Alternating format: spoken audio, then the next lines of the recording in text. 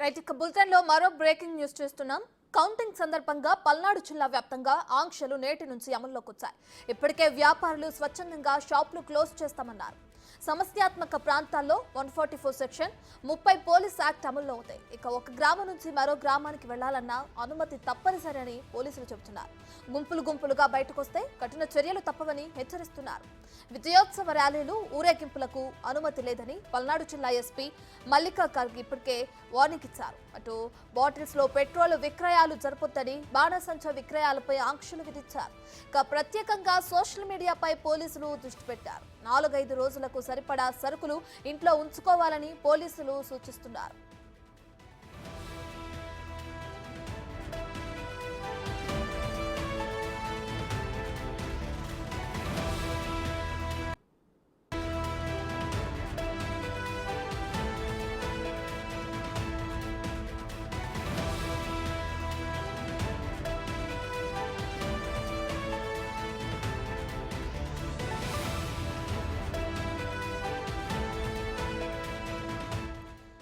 ఇక కౌంటింగ్ సందర్భంగా పల్నాడు జిల్లా వ్యాప్తంగా ఆంక్షలు నేటి నుంచి అమల్లోకి వచ్చాయి. ఇప్పటికే వ్యాపారులు స్వచ్ఛందంగా షాపులు క్లోజ్ చేస్తామన్నారు. సమస్యాత్మక ప్రాంతాల్లో 144 సెక్షన్ 30 పోలీస్ యాక్ట్ అమలులో ఉంది. ఒక గ్రామం నుంచి మరో గ్రామానికి వెళ్లాలన్నా అనుమతి తప్పనిసరని పోలీసులు చెబుతున్నారు. గుంపులుగా బయటకొస్తే కఠిన చర్యలు తప్పవని హెచ్చరిస్తున్నారు. విజయోత్సవ ర్యాలీలు ఊరేగింపులకు అనుమతి లేదని పల్నాడు జిల్లా ఎస్పీ మల్లికా గార్గ్ ఇప్పటికే వార్నింగ్ ఇచ్చారు. అటు బాటిల్స్ లో పెట్రోల్ విక్రయాలు జరపొద్దని, బాణాసంచ విక్రయాలపై ఆంక్షలు విధించారు. ఇక ప్రత్యేకంగా సోషల్ మీడియాపై పోలీసులు దృష్టి పెట్టారు. 4-5 రోజులకు సరిపడా సరుకులు ఇంట్లో ఉంచుకోవాలని పోలీసులు సూచిస్తున్నారు.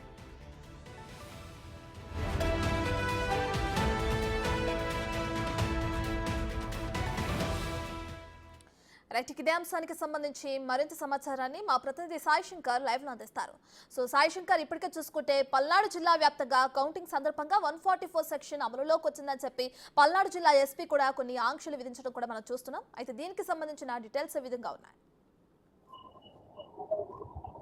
ప్రధానంగా మరికొద్ది సేపట్లో అంటే 6 గంటల ప్రాంతం నుంచి కూడా పల్నాడు జిల్లా వ్యాప్తంగా కూడా అనేక ఆంక్షలు అయితే మొదలవనున్నాయనే విధంగా చెప్పుకోవచ్చు. ప్రస్తుతం ఉన్నటువంటి 144 సెక్షన్, దాంతోపాటు పోలీస్ యాక్ట్ 30తో పాటు మరికొన్ని ఆంక్షలను కూడా తీసుకొని రానున్నారు. ప్రధానంగా అంటే పోలీసులు చట్ట ప్రకారంగా 144 సెక్షన్కి అమలు చేస్తున్నప్పటికీ షాపులు ఇవన్నీ ఏవైతే ఉన్నాయో వాటిని స్వచ్ఛందంగా మూసివేయాలనే విధంగా కూడా ట్రేడ్ యూనియన్ నాయకులతో కూడా మాట్లాడుతున్నటువంటి పరిస్థితులు ఉన్నాయి. వాళ్ళందరూ కూడా స్వచ్ఛందంగానే షాపులు క్లోజ్ చేయడానికి కూడా సిద్ధమవుతున్నటువంటి పరిస్థితి ఉంది. దాంతోపాటు సామాన్య ప్రజలకు కూడా అనేక సూచనలు అయితే చేస్తున్నటువంటి పరిస్థితులు ఉన్నాయి.